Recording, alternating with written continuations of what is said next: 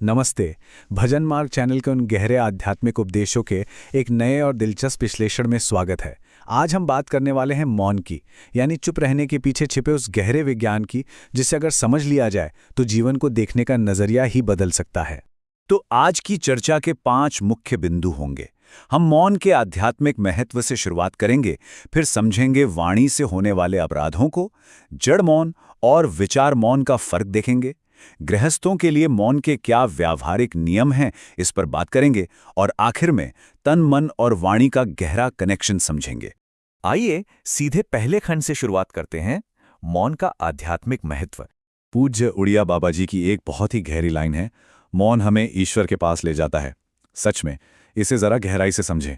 मौन सिर्फ कुछ देर चुप रहना नहीं है, ये तो वो सीढ़ी है जो एक साधारण जीव को सीधे परमात्मा से जोड़ देती है। ये कोई आम बात नहीं है, बल्कि एक बहुत बड़ा आध्यात्मिक रहस्य है, जिसे समझना बेहद जरूरी है। लेकिन इस आध्यात्मिक उपाय को समझने से पहले हमें असल समस्या को समझना होगा। तो चलिए दूसरे खंड पर चलते हैं, जो है वाणी के अपराध। शायद हम रोजमर्रा की जिंदगी में इस पर ध्यान नहीं देते, पर उपदेशों में साफ बताया गया है कि हमारे सबसे ज्यादा अपराध हमारी बातों से ही बनते हैं। बिना वजह का हंसी मजाक, झूठ बोलना या बस ऐसे ही इधर उधर की व्यर्थ बातें करना। असल में बिना सोचे समझे जो शब्द मुंह से निकल जाते हैं ना, वही हमारे आध्यात्मिक रास्ते के सबसे बड़े रोड़े हैं और लगातार नकारात्मकता पैदा करते हैं। तो यहाँ एक बड़ा सवाल खड़ा होता है, अगर सच में मानसिक और वाचिक मौन धारण कर लिया जाए तो भीतर क्या होता है? मतलब जब शारीरिक रूप से बोलना बंद कर दिया जाए तो अंदर क्या बदलाव महसूस होते हैं? ये पूरी प्रक्रिया बड़ी दिलचस्प और स्टेप बाय स्टेप होती है। सबसे पहले आता है वाचिक मौन, यानी मुंह से एक शब्द भी न निकालना।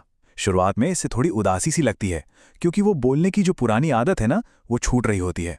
फिर एक ऐसा दौर आता है जहां सिर्फ एकांत अच्छा लगता है, किसी से मिलने जुलने का मन ही नहीं करता। और आखिर में ये सब हमें एक सच्चे मानसिक मौन तक ले जाता है, एक ऐसी स्थिति जहां मन पूरी तरह संकल्प रहित हो जाता है, कोई फालतू विचार नहीं, और यही असली मौन है। अब बात करते हैं तीसरे खंड की, जड़ मौन बनाम विचार मौन।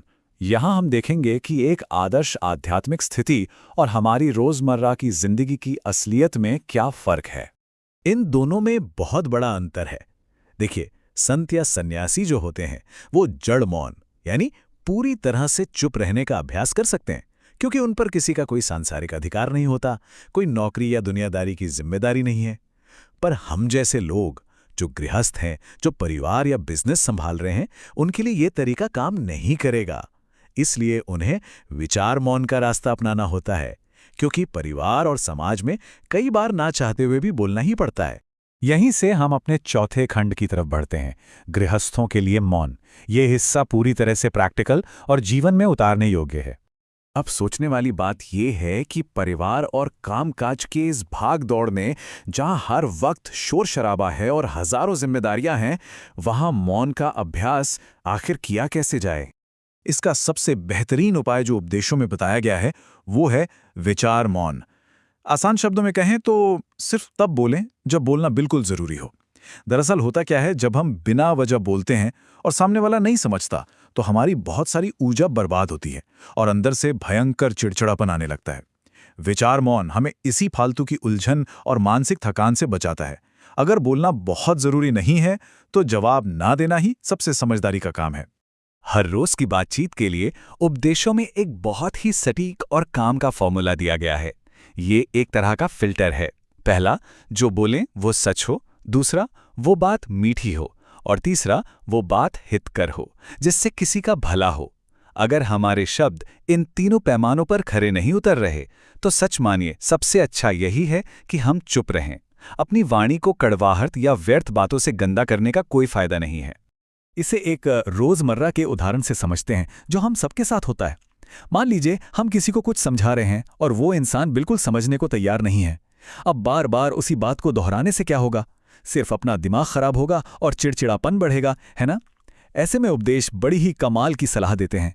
बस चुपचाप नजरें झुकाइए और वहां से हट जाइए। अगर सामने वाला हमें घमंडी या पागल भी समझे तो समझने दीजिए। एक प्रवीण साधक वही है जो सही समय पर चुप रहकर खुद को बेवजह के प्रपंच से बचा ले। और अब हम आते हैं अपने 5वें और आखिरी खंड पर, तन, मन और वाणी, यहाँ हम समझेंगे कि हमारे शरीर के कामों और हमारे आंतरिक आध्यात्मिक स्तर के बीच क्या गजब का कनेक्शन है। सबसे अहम बात जो यहाँ समझनी है वो ये है कि हमारा शरीर जो भी करता है और हमारी वाणी जो भी बोलती है, मन बस चुपचाप उसी दिशा में पीछे पीछे चल पड़ता है। यानी मन हमेशा तन और वाणी को ही फॉलो करता है। इसीलिए जब हम शरीर और वाणी से गलतियां करते हैं तो परमार्थ के रास्ते पर आगे नहीं बढ़ पाते। अगर अपनी साधना में सच में आगे जाना है तो शरीर, मन और वाणी, इन तीनों का तालमेल समझना और शरीर तथा वाणी को पवित्र रखना बहुत जरूरी है। आध्यात्मिक ऊंचाई तक पहुंचने का रास्ता बहुत ही साफ और क्रमिक है।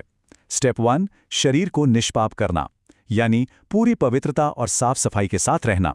स्टेप 2, वाणी को निष्पाप करना, मतलब कम से कम बोलना और फालतू बकवास से बचना।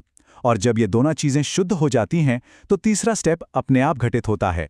हमारा मन बड़ी ही आसानी से और बिल्कुल स्वाभाविक तरीके से ईश्वर से जुड़ जाता है। हम आज के इस विश्लेषण को एक बड़े ही गहरे सवाल के साथ खत्म कर रहे हैं। जरा सोचिए, शोरगुल से भरी इस दुनिया में क्या हमारे शब्द हमारे मन को ऊपर उठा रहे हैं या उसे दुनियावी अपराधों में और भी ज्यादा उलझा रहे हैं? ये एक ऐसी चुनौती है जो हम सबको अपने रोजमर्रा के शब्दों के असली आध्यात्मिक वजन को पहचानने पर मजबूर करती है। कम बोलना, दूसरों को अपनी बात रखने देना और अपने भीतर की उस शांति को खोजना, यही इन उपदेशों का असली सार है। इस सफर में हमारे साथ जुड़ने के लिए बहुत बहुत धन्यवाद।